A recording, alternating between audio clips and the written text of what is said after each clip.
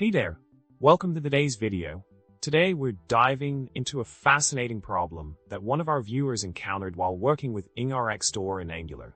The problem revolves around the performance of selector when dealing with a large array of data.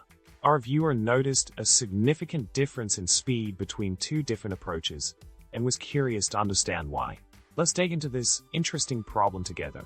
In the solution provided for this issue, the key lies in understanding immutability in memoization. The faster version of the code creates a new array instance every time the selector runs, thanks to the spread operator. This action allows NgRx to properly cache and optimize the computation, preventing unnecessary reruns.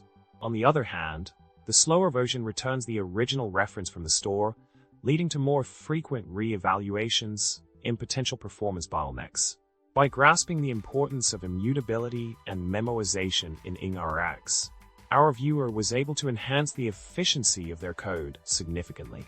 In summary, the speed discrepancy in the two versions of the code stems from the concepts of immutability and memoization.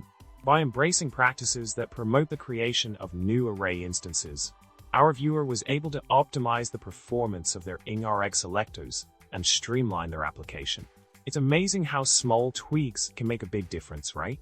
Well, that's all for today, folks. If you enjoyed this video, make sure to subscribe, like, and comment below. Stay tuned for more tech tips and tricks, and remember, keep coding and keep smiling.